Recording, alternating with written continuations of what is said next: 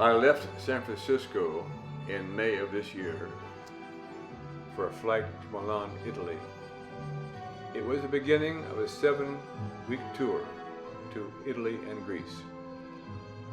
My first visit in Milan was to see the famous fresco by Leonardo da Vinci of the Last Supper. Leonardo completed this work in about 1496.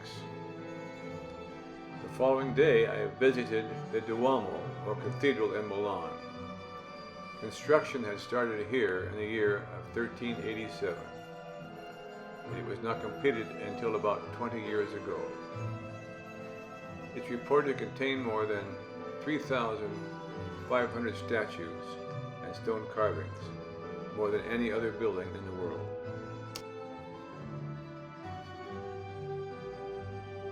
The white marble statue on the left is over 6 feet tall. We saw the image of Gabriel atop many of the churches. I had my first taste of real Italian gelato while in Milan and loved it.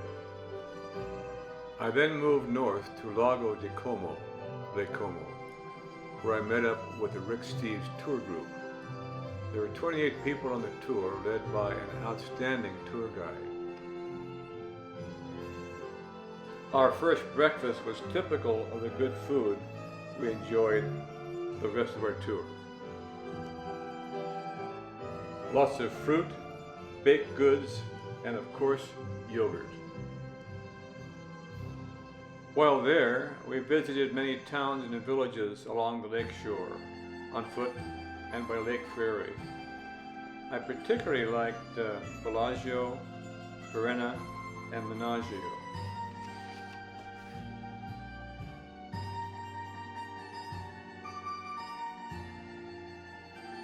From there, we took a bus east to the Dolomite Mountains, but were disappointed to find them socked in with rain.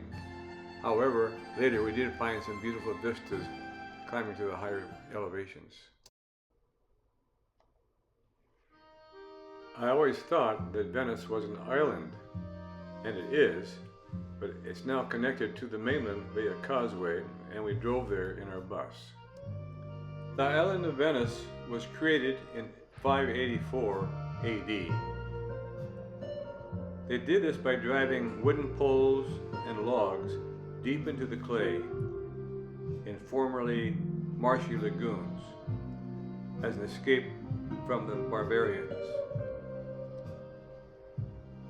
There are no roads in Venice. You get around on boats, taxis, water taxis, or by foot on many of the pathways between all the buildings.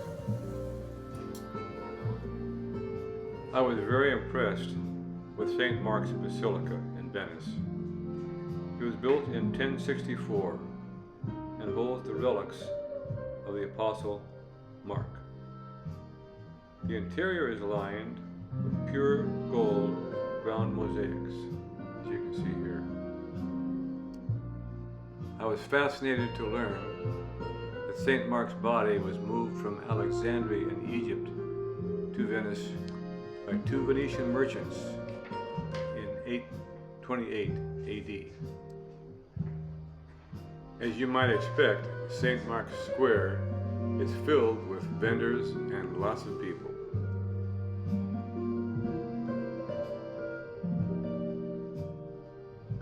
This is the front of our hotel and a water taxi stop where we got off. This is the backyard where you park your boat. It was fun to see newlyweds or people just getting ready to be married as we walked around the city.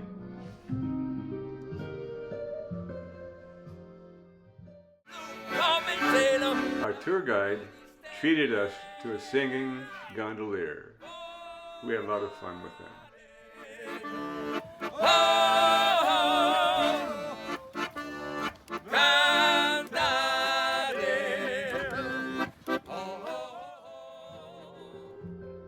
Venice is a shopping mecca, and the ladies of our tour group seemed to have a lot of fun spending money and buying stuff.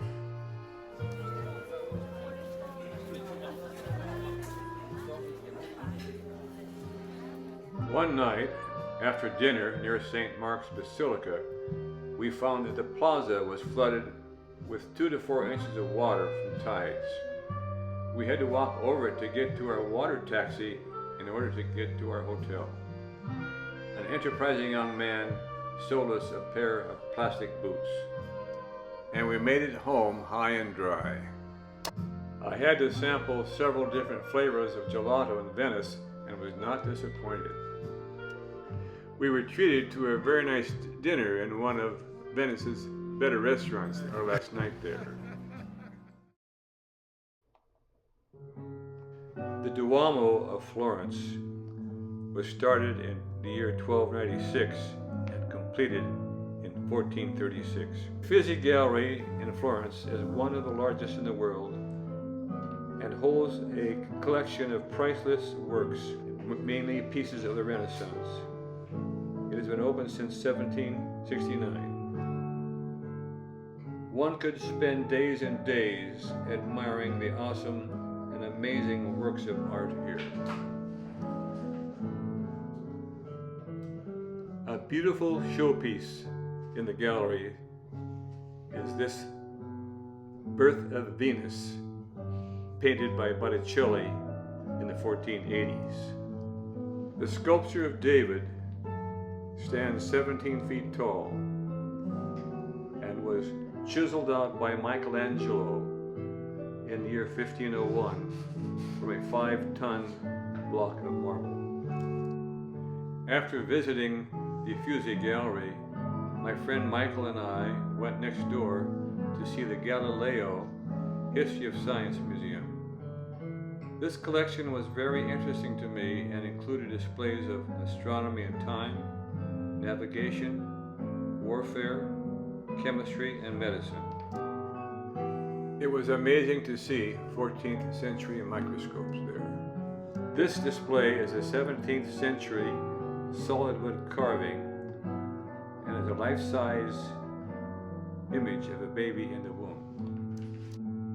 Challenged by all the gelato flavors in Florence, trying to decide my favorite.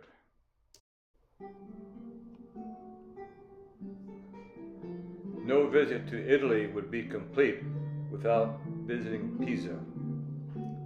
There are 3 major buildings on the site, and we first entered the cathedral, which is dedicated to the Assumption of Mary. It was consecrated in the year 1118.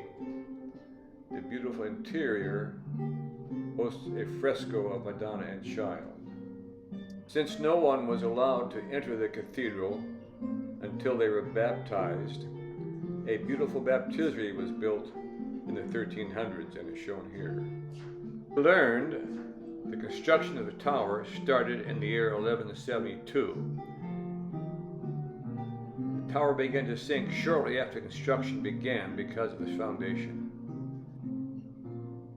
Finally, in 1983, they added 870 tons of lead to straighten the tower a little bit. It is now considered safe to climb. Next day, by bus and train, we went to Cinque Terre. The translation means 5 lands, a coastal area in the northwest of Italy. The coastline itself and surrounding hillsides are part of a UNESCO World Heritage Site. Over the centuries, people have built terraces on the rugged and steep landscapes that overlook the sea.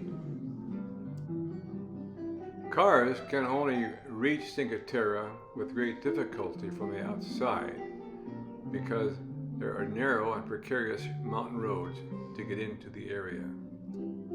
Here I am with my Rick Steves traveling companion, Michael DeMonico. He lives in Dayton, Ohio. The water was brisk, but there were many young ladies sunning on the beach. Most of them had tops on.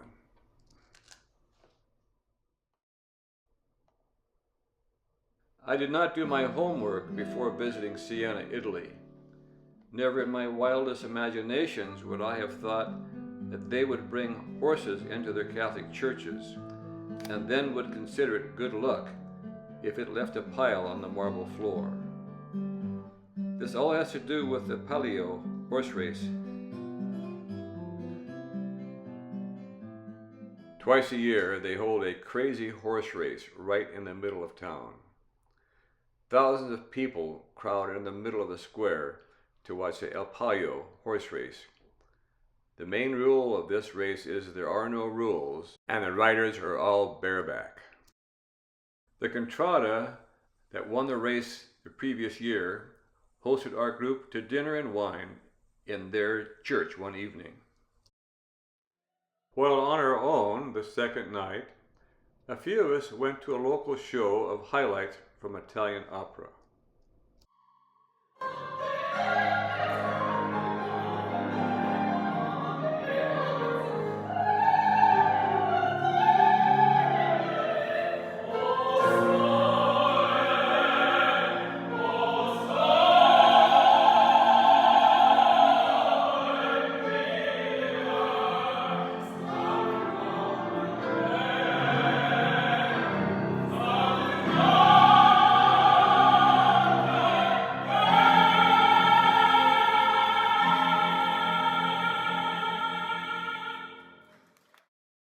Francis of Assisi was born in 1181.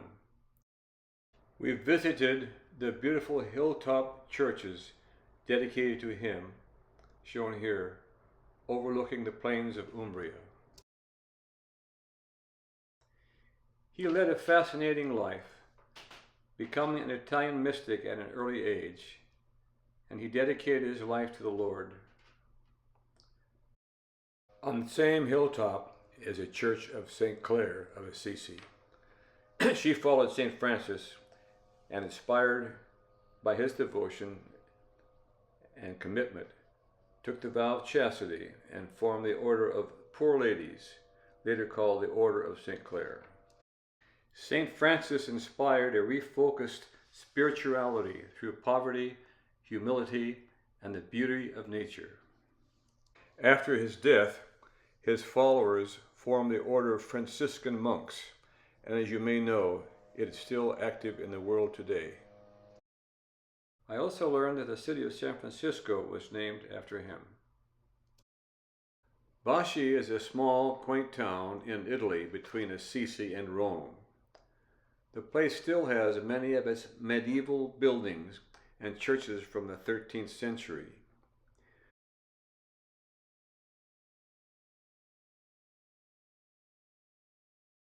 We were surprised to find a large Easter egg collection in its museum, for which it is very famous in Italy. This is a view from the hilltop of the village. Monacio, near Orvieto, Italy, is a 200-acre olive and grape farm. It's about 90 miles north of Rome. Our group stayed here for 2 nights, delightful evenings while we visited Orvieto. I think we had one of the better farms because although the rooms were sparse, the beds were good, the weather very nice, and the home-cooked meals were delicious. One night the owner told us about his experiences as a 3rd-generation olive and wine grape grower. Here is an afternoon shot of our happy Rick Steves tour group. Also a shot of the photographer and his buddy. Orvieto is in the Umbria region of Italy and sits on top of a steep hill. Perhaps because of its defendable position, it has been occupied more or less continually since 300 years before Christ. The ground under the city is tufa, a soft volcanic rock that allowed early defenders to dig a labyrinth of tunnels under the ground. It has been a major cultural center since about 1250 AD. We were fortunate to be there and observe the beginning of a beautiful wedding in the Duomo.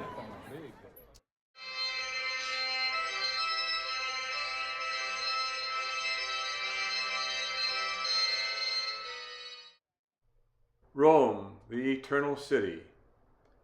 We were first welcomed to Rome with the sight of the famous River Tiber. The history of Rome spans 28 centuries. Founded around 750 BC, it is the oldest continuously occupied city in Europe. The glory that was Rome is somewhat preserved in the beautiful temples, shrines, and other buildings that remain. Perhaps the most famous is the Colosseum. We understand that restoration efforts have been ongoing at the Colosseum for over 100 years and continue today. It is on everyone's must-see list and is one of the most visited sites in Italy.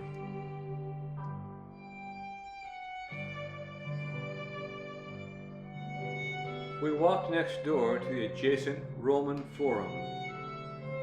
We learned that this was the center of day-to-day life from about the year 2000 BC until the fall of the Roman Empire.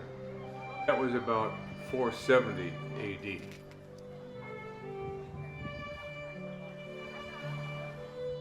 This was the site of triumphal processions, elections, public speeches, and gladiator marches, the heart of ancient Rome.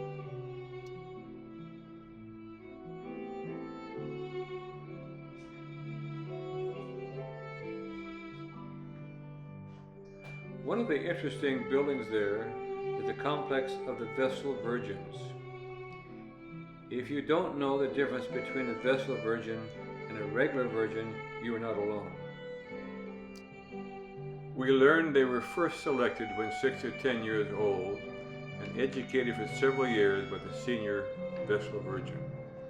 They took a vow of chastity and were trained to be priestesses, goddesses of Rome's sacred hearth and flame. They were highly regarded by everyone as seers and mystics. Pantheon was built as a Roman temple, and in 609 AD was made into a Catholic church. Behind the entry columns is a large circular room, an open hole in the ceiling. It's a 29-foot diameter oculus and is a source of natural light. I don't think that a visit to Rome would be complete without going to the Trevi Fountain and throwing in 3 coins. Fortunately, it was a short walk from the Pantheon.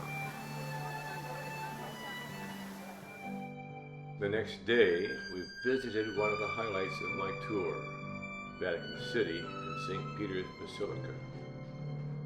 St. Peter's Square contains an ancient Egyptian obelisk placed there in the year 1586. Mounted on top of the basilica are the statues of the 12 apostles.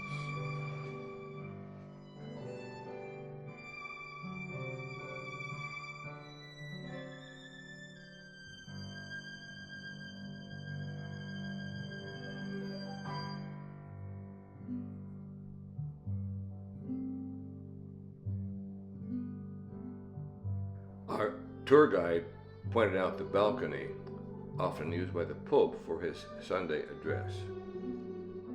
The gold door to St. Peter's Basilica is only open every 25 years on the occasion of the Jubilee. It stands 12 feet tall. Upon entering this beautiful basilica, one of the first things you see is the Pietà. This sculpture by Michelangelo of the Virgin Mary holding the body of our crucified Lord Jesus. Entering St. Peter's Basilica is indeed an awe-inspiring experience.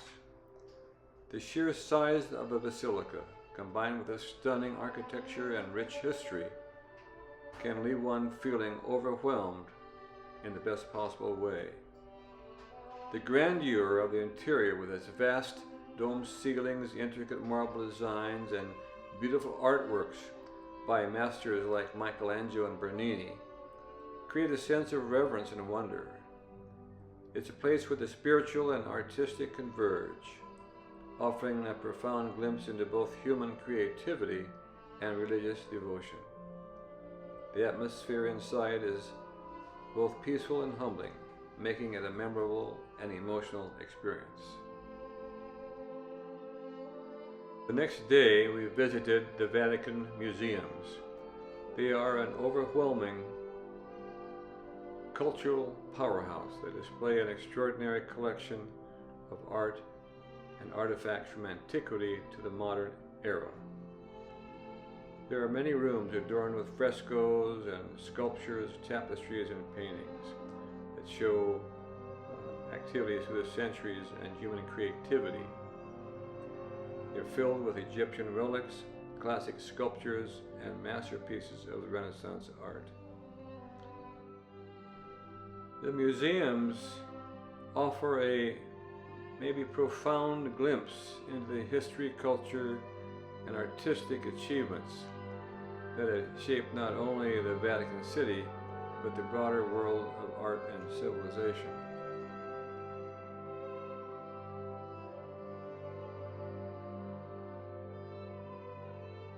A highlight of this visit for me was visiting the frescoed ceiling of the Sistine Chapel. It was created over a period of 4 years by Michelangelo and completed in 1508.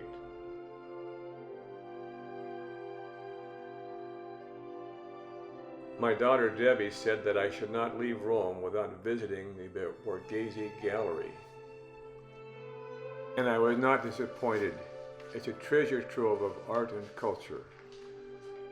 Assembled by a cardinal in the 17th century, it features masterpieces by artists like Bernini, Caravaggio, and Raphael. It has always been an amazement to me to observe the smallest detail of an object chiseled out of solid stone by a hammer and chisel. This statue of David is a good example if you examine the details.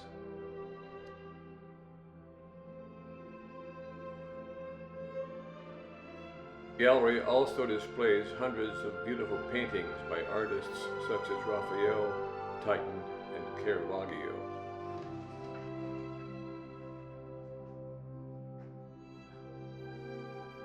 One of the many special sights in Rome is the Flaminican obelisk.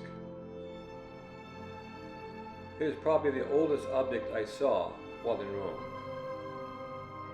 Created in Egypt for the pharaoh Seti around 1300 years before Christ. It was purloined by the Roman conquerors around the year 10 BC and is only one of 15 Egyptian obelisks in Rome. When in Rome, you have to continue the sampling of the local gelato. Pompeii was an ancient city near Naples on the west coast of Italy. It was buried under 13 to 20 feet of volcanic ash in the eruption of Mount Vesuvius in the year 79 AD. Preserved by the ash, the city gives us a unique snapshot of what Roman life was like at the moment it was buried. It was estimated to be a city of 10,000 to 20,000 people at the time it was destroyed. They believed it was a wealthy community and had many fine public buildings and luxurious private homes with lavish decorations, furnishings, and artwork.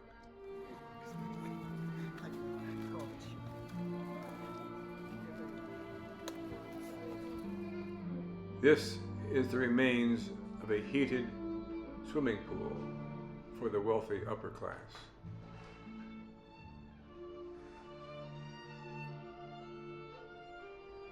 The public square. This artwork was painted on the walls of what is believed was a brothel.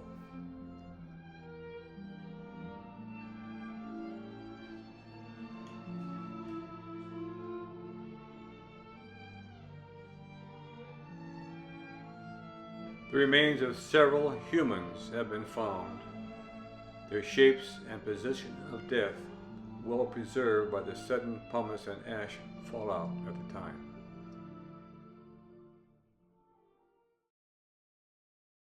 Since I had a delay between the end of the 17-day Rick Steves tour to Italy and the beginning of my tour to Greece, I had some time to do some exploring on my own. After talking to Heidi Campanini, a Paradise Valley Estates resident, I decided to spend a few days on the beautiful Amalfi Coast. The Amalfi area is considered by some to be part of the Italian Riviera, a title I feel is quite appropriate. The Amalfi Coast is well known for its breathtaking scenic views as you travel along the coast by boat or car. We're treated visually to a feast of azure waters that contrast with dramatic cliffs and lush greenery along the way. The written history of Amalfi goes back to before 600 AD, when it was a busy fishing and trading center, with ships arriving here from Egypt, Syria, and Constantinople. It is famous for their sailors being some of the first to use a compass for navigation, and for also having their own gold currency. I rented a small hotel room about a mile from city center. I was treated one morning to the sight of this Windstar ship cruising along. Of course, they had lots of gelato shops in Amalfi, and I decided that one of my favorites was pistachio. I met my friend Heidi Campini up the coast in Positano one afternoon for lunch. Positano has a beautiful beach and some lovely hotels and restaurants. We had a great meal high on a cliff overlooking the ocean. Of course, limoncello was on the menu. Amalfi is also famous throughout Italy for its large lemons. This is because the lemon rinds are used in the making of limoncello. The Italians think of limoncello as a digestive, and it's usually served after a meal. Many in Italy say that limoncello was invented in Amalfi. I will always have fond memories of Italy, its history, beautiful art, scenery, food, and gelato. Until we meet next time, arrivederci.